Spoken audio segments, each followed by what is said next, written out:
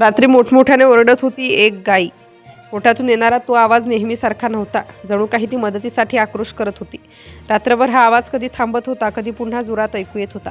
शेतकऱ्याला वाटलं कदाचित एखादं जनावर आजारी असेल. गावाकडं अशा आवाजाकडे कुणी फारसं लक्ष देत नाही. पण सकाळ झाली.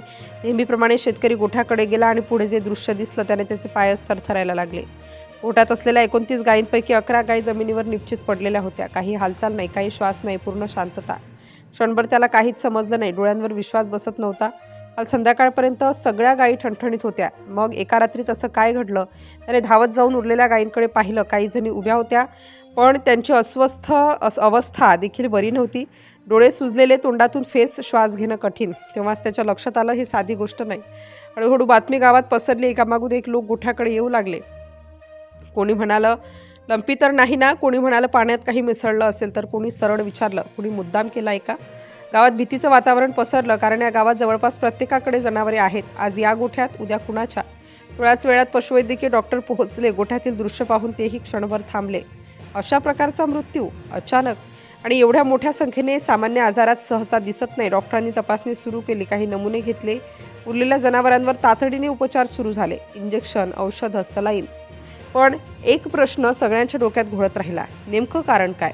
त्या रात्रीचा तो आवाज, ती अस्वस्थता, ती किंकाळी जणू काही आधीच इशारा देत होती की चारा तपासण्यात आला, पाणी तपासण्यात आलं. गोठ्याच्या आजूबाजूचा परिसर पाहिला गेला. कुठेही बाहेरून घुसखोरीचे चिन्ह नव्हते. काहीही फोडाफोड नव्हती.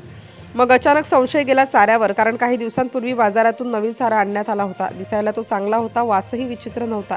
पण तोच चारा सगळ्या गायींसाठी समान होता. नमुने तपासणीसाठी पाठवण्यात आले. त्या वेळेपर्यंत गावात चर्चा सुरू होती.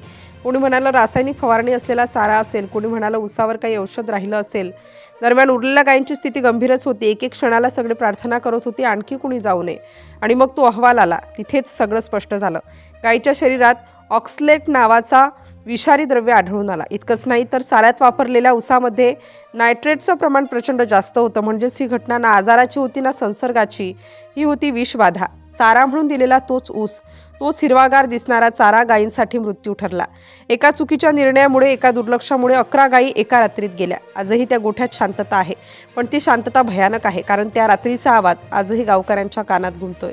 ही घटना एकाच गोठ्यापुरतीच मर्यादित नाही, ती इशारा आहे. चारा खरेदी करताना थोडीशीही बेपरवाही असं भयान चित्र उभं करू शकते. रात्री मोठमोठ्याने ओरडणारी ती गाई जणू शेवटचा इशाराच देत होती.